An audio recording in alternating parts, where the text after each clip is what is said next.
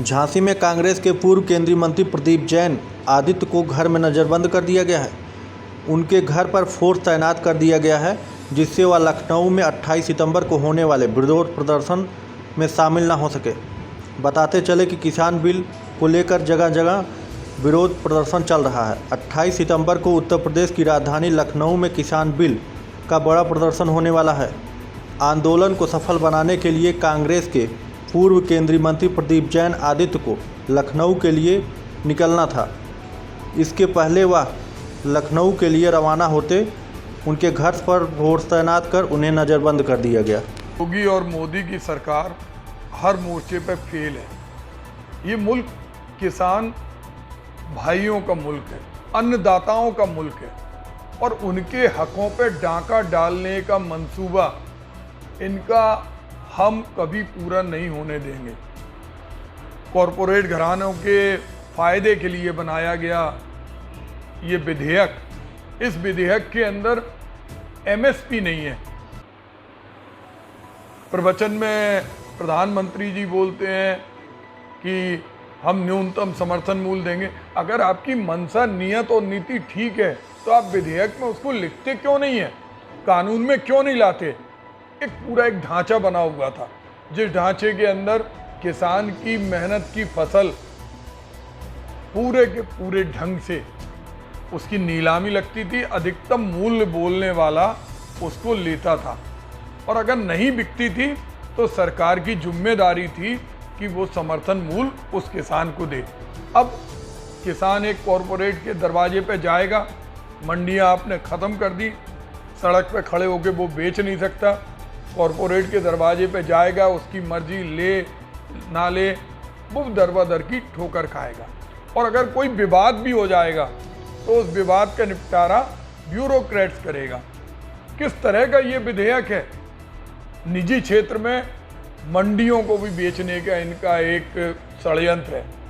ट्रेनें बेची इन्होंने, स्टेशन बेचे, एयरपोर्ट बेचे, बीएसएनएल बेचा, बैंक बेचा। हिंदुस्तान में कोई सरकारी संपत्ति ऐसी नहीं है जिसको बेचने का इनने योजना ना बनाई हो। आज किसानों पे भी इनकी बुरी नज़र लग गई। अगर इनकी नीयत ठीक थी तो इनके 30 साल पुराने घटक दल इन्हें धोखा का आरोप लगाकर इनसे छुटकारा पाने के लिए साथ नहीं छोड़ते।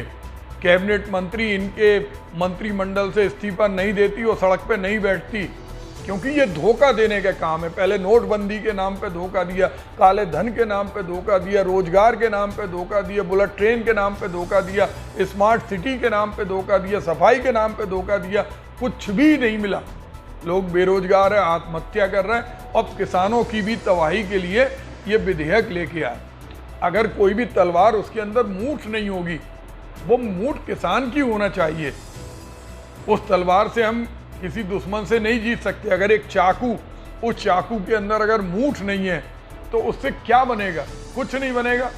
तो एक नियंत्रण के लिए उसका एमएसपी होना चाहिए और अगर ये एमएसपी नहीं करते हैं तो इसी तरह हम लोग इसका विरोध करेंगे।